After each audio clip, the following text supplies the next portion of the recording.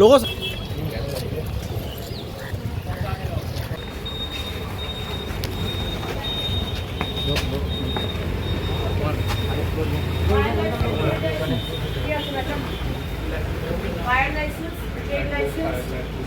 মেদিনীপুর শহরে একের পর এক লজ ও শপিং মলে অতর্কিত হানা মন্ত্রী অগ্নিমিত্রার। পরপর সিল হলো লজ ও শপিং মল। তারাপীঠ সহ কলকাতার হোটেলে অগ্নিকাণ্ডের কথা মাথায় রেখে মেদিনীপুর শহরে অতর্কিত বেশ কয়েকটি লজ ও শপিং মলে হানা দিলেন পুর ও নগর উন্নয়ন দপ্তরের মন্ত্রী অগ্নিমিত্রা পাল। শুক্রবার বিকেলের পর অতর্কিত সার্কিট হাউস থেকে বেরিয়েই তিনি এই হানা দেন। মেদিনীপুর শহরের প্রশাসনিক বৈঠকের পর সার্কিট হাউস থেকে হঠাৎ বেরিয়েই সামনে থাকা পরপর দুটি লজ ও শপিং মলে ঢুকে তিনি পরপর খতিয়ে দেখেন বিভিন্ন কাগজপত্র। ঢুকেই দেখেন তিনটিতেই নিয়ম মেনে একাধিক জিনিস নেই, যার মধ্যে প্রবেশ ও বেরিয়ে যাওয়ার রাস্তা ছিল না, অগ্নি নির্বাপন ব্যবস্থাও। দমকল ও পুলিশ প্রশাসনিক আধিকারিক সকলকে সঙ্গে নিয়েই এই অভিযানে বেরিয়ে হাতে নাতে ধরলেন সব। ঘটনাস্থলেই জেলা শাসককে নির্দেশ দিলেন অবিলম্বে সিল করে দেওয়া হোক এই সমস্ত লজ ও শপিং মল। তারপরই পরপর বন্ধ করা হলো শহরের দুটি লজ ও একটি শপিং মল। এদিন অগ্নিমিত্রা পাল বলেন, এক ঝলক বেরিয়েছিলাম, তাতে যা দেখা গেল একটা লজেরও অগ্নি নির্বাপন ব্যবস্থা এবং প্রবেশ বেরিয়ে যাওয়ার সঠিক রাস্তা নেই। আগুন লেগে গেলে কেউ যদি দ্রুত বেরোনোর চেষ্টা করে সেটাও পারবে না। একই অভিযোগ শপিং মলের ক্ষেত্রেও। তাদের জিজ্ঞাসা করতে তারা জানিয়েছে আগের বিধায়ক এবং পৌর চেয়ারম্যানকে জানিয়েই নাকি তারা এসব করেছে। আমি অবিলম্বে বন্ধ করতে বলেছি সব। এদিন অগ্নিমিত্রা পাল যখন অভিযান চালাচ্ছিলেন সেখানে অতর্কিত হাজির হয়ে যান খবর পেয়ে মেদিনীপুর শহরের 21 নম্বর ওয়ার্ডের কংগ্রেস কাউন্সিলর মোহাম্মদ সাইফুল। ইতিপূর্বেই তিনি কলকাতা হাইকোর্টে জনস্বার্থ মামলা করেছেন মেদিনীপুর শহরের এমন একাধিক অবৈধ নির্মাণ ইস্যুতে। বর্তমান পৌরপ্রধান সহ পৌর বোর্ডের একাংশের যৌথ সাজসেই নাকি এই ধরনের একাধিক জায়গায় অবৈধ নির্মাণ রয়েছে এমন অভিযোগ করেছিলেন হাইকোর্টে। এবার সেই ইস্যুতে মামলার কাগজপত্র সহ তিনি হাজির হয়ে যান মন্ত্রী অগ্নিমিত্রা পালের কাছে। অভিযান চলছে জানতে পেরেই তার হাতে সেই সমস্ত নথি দিয়ে দ্রুত পদক্ষেপ নেওয়ার আর্জি জানান। তাতে আশ্বাস দিলেন মন্ত্রী অগ্নিমিত্রা পালও। এবার শুনে নেওয়া যাক মন্ত্রী অগ্নিমিত্রা পাল এই অভিযান চলার পর কি অভিজ্ঞতার কথা জানালেন সাংবাদিকদের। এখানে হোটেল বালাজি পিছনেই রয়েছে আর হোটেল রেশমা একটু দূরে। হোটেল বালাজিতে কোনো ফায়ার লাইসেন্স নেই। টোটাল 18টা রুম, তার মধ্যে 9টা রুমে এসি আছে। এসির পাওয়ার লাগে 9 সামথিং, কি বলে কিলোওয়াট না কত, দরকার 18, মানে ডাবল দরকার, রেখেছে 9। ফায়ার এক্সিট যেটা রয়েছে সেখানে প্রায় 50টা সিমেন্ট বা বালির বস্তা দিয়ে আটকে রাখা হয়েছে পুরো ওই এক্সিট গেটটাকে। তার সামনে স্কুটার মোটরসাইকেল রেখে দেওয়া হয়েছে। এই একটাই শুধু ফায়ার এক্সিট, মানে ওপরে আগুন লাগলে মানুষ আর বেরোতে পারবে না। সুতরাং এখানে আমার ইলেকট্রিসিটি WBSEDCL এটা পারমিট করছে না, আর ফায়ারের তো কোনো ফায়ার লাইসেন্সই নেই। সুতরাং আমরা ইমিডিয়েটলি বলেছি ডিএম সাহেবকে এই হোটেল সিল করতে। একটু দূরে যে হোটেল রেশমা রয়েছে তার 80খানা রুম, 35টা রুমে এসি আছে, সেখানেও একই অবস্থা। মেন যে হোটেলের এন্ট্রেন্স আর তার পাশে দুটো গেট আছে, বাকি আর কোথাও কোনো গেট নেই। 80টা রুমের মানুষ যদি পালাতে চায়, পিছন দিকে একটা গোডাউন মতো আছে, সেটা শাটার নামানো, তালা বন্ধ দেওয়া, সেখান দিয়েও বেরোতে পারবে না। ঠিক যা আমরা দেখেছি রামপুরহাটে, যা আমরা দেখছি এই ফ্রি স্কুল স্ট্রিটে, ঠিক তাই এরা করে রেখেছে। সুতরাং যারা আমাদের ওপর সবসময় সমালোচনা করছেন, আমরা হকার তুলছি, আমরা ইল্লিগাল পার্কিং সরিয়ে দিচ্ছি, আমরা কেন এখন বলবে আমরা কেন হোটেল সিল করছি, তারা যদি মৃত্যু যদি হয় আজকে রাত্রে, গড ফরবিড যদি আগুন লাগে, তারা যদি দায় নেয় আমি তারা ছেড়ে দেবো, কিন্তু আমার সরকার দায় নেবে না।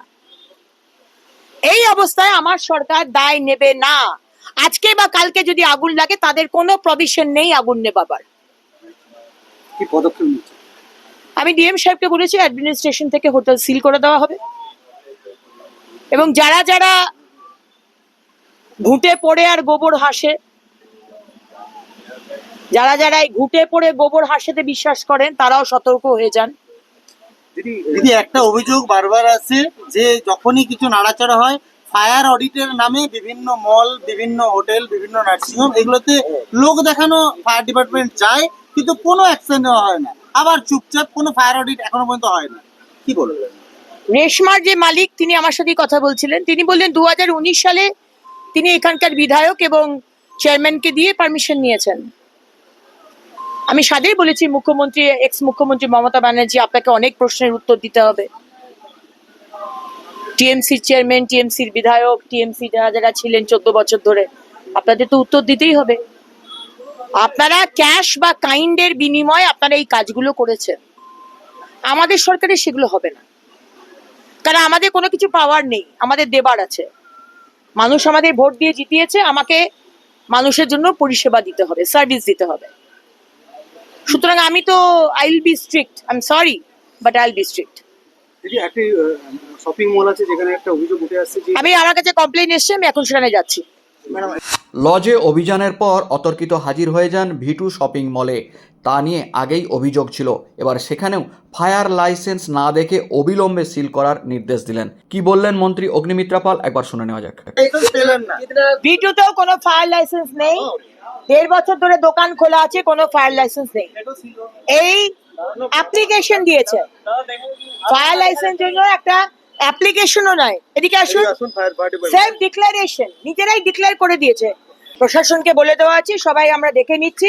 আমি তো বললাম, যারা যারা ভাবছেন সেলফ ডিক্লারেশন করে দেবেন বা রিল্যাক্স করেছেন, আমি তো অ্যাপ্লাই করেছি আবার রিনিউয়ালের জন্য, কিচ্ছু শুনবো না। যদি জানেন যে রিল্যাক্স করছে জুন মাসে, আপনার জানুয়ারি মাসে অ্যাপ্লাই করা উচিত ছিল। একটা দিনের জন্য ফায়ার লাইসেন্স নেই এটা যেন না হয়, কারণ আপনার হোটেলে যারা যারা থাকছে তারা জানেও না যে তারা কি বিপদের মধ্যে রয়েছে, আর মানুষগুলো মরলে দায়টা সরকারের আসবে, আমরা সেটা নিতে রাজি না। যদি শহরের বাকি হোটেল বা মলগুলো কিভাবে প্রশাসনিকভাবে তৎপরতা শুরু হবে? প্রত্যেকটা দেখা হবে, বিধায়কও রয়েছেন, বাকি বিধায়করা রয়েছেন, প্রত্যেকটা দেখা হবে। একটা অভিযোগ উঠে আসে যে হাই রাইজ বিল্ডিং গুলো আছে সেগুলো কোনো প্ল্যান না মেনে কিন্তু আগে কমার্শিয়াল বিল্ডিং দেখা হবে, তারপর রেসিডেন্সিয়াল বিল্ডিং দেখা হবে। এবার শোনা যাক এই সময় অর্থাৎ এই অভিযান চলাকালীন মন্ত্রীর সঙ্গে উপস্থিত দমকল কর্তারা কি স্বীকারোক্তি দিলেন। আর যা দেখলাম এদের কোনো রেকমেন্ডেশন দেখাতে পারেনি। রেকমেন্ডেশন যদি পেয়েও থাকে সেটা প্রপোজ হতে পারে, কিন্তু যেটা দরকার ফায়ার সেফটি সার্টিফিকেট সেটা নেই ওনাদের কাছে, ওনাদের অ্যাপ্লাইও হয়নি। ওনারা যেটা দিয়ে কাজ চালাচ্ছে সেটা হচ্ছে সেলফ ডিক্লারেশন, যা 10 সেকেন্ডে নিজে বার করে নিতে পারে, আপনি আপনার বাড়ির জন্য করে নিতে পারেন, এটা কোনো ব্যাপারই না। এটা তাহলে 1.5 বছর ধরে আপনারা দেখেননি কেন? আমরা নোটিশ দেওয়া আছে, নোটিশ দেওয়া মানে আছে। এটা কি মন্ত্রী দেখার পরে? না না, মন্দির দেখার পরে হবে কেন? আমরা আগে থেকে এতদিন তাহলে আমাদের আপনারা অডিট রেগুলার চলছে। আপনি হয়তো জানেন কি জানি না, এখন অনেকেই জানে আমাদের অডিট রেগুলার চলছে, নোটিশ দেওয়া হচ্ছে, নোটিশও দেওয়া হচ্ছে। এরকম একটা বড় মল দীর্ঘদিন ধরে সিল হয়তো করা হয়নি, কিন্তু নোটিশ আমার দেওয়া চলছে, নোটিশ দেওয়া চলছে। এরকম কতগুলো মলের এই অবস্থা রয়েছে যেখানে শহরে জানা যায়নি। মন্ত্রীর এই অভিযান চলাকালীন সেখানে হাজির হয়ে গিয়েছিলেন মেদিনীপুর পৌর এলাকার 21 নম্বর ওয়ার্ডের কংগ্রেস কাউন্সিলর মোহাম্মদ সাইফুল। তিনি ইতিপূর্বেই অবৈধ নির্মাণ ইস্যুতে হাইকোর্টে যে মামলা করেছিলেন সেই মামলার নথিপত্র মন্ত্রী অগ্নিমিত্রা পালের হাতে দেন এবং প্রয়োজনীয় ব্যবস্থা নেওয়ার আর্জি রাখলেন পৌর ও নগরায়ণ মন্ত্রীকে হাতের সামনে পেয়ে। কি বললেন শোনা যাক। মেদিনীপুর পৌরসভায় বিভিন্ন বিল্ডিং মানে ইললিগালি ভাবে পাস করা হচ্ছে, এই নিয়ে আমি বারংবার অভিযোগ করেছি। পৌরসভা, এসডিও, ডিএম, এসপি, আপনার chief secretary, joint secretary, West Bengal government, আগের গভর্নমেন্ট, এখন গভর্নমেন্ট, সবাই নিরুত্তর, কেউ কোনো স্টেপ নিচ্ছিল না। আমি এই বিল্ডিংটার এগেনস্টেও কমপ্লেন করেছিলাম, পরবর্তীকালে আমি জনস্বার্থে মামলা করেছি এবং আজকে যখন শুনলাম যে মন্ত্রী মশাই এসেছেন, উনার হাতে আমি মহোদয়া উনাকে আমি আমার কমপ্লেন কপি এবং আমার যে এই বিল্ডিংটা ইললিগ্যাল এবং এটা রেসিডেন্সিয়াল বিল্ডিং কমার্শিয়াল ভাবে বিক্রি করে দেওয়া হয়েছে এবং এখানে একটা বড় ব্যবসা চলছে, তার পার্কিং প্লেস নাই। তো এইসব জিনিস নিয়ে আমি মৌখিকভাবেও জানালাম, লিখিতভাবেও দিলাম এবং আশা করব যে সরকারের পক্ষ থেকে একটা কড়া ব্যবস্থা নেওয়া হবে। সেই কড়া ব্যবস্থা নিলে আমি কাউন্সিলর তো পরের কথা, মেদিনীপুরের একজন নাগরিক হিসাবে খুব খুশি হব। মোহাম্মদ সাইফুল, কাউন্সিলর 21 নম্বর ওয়ার্ড।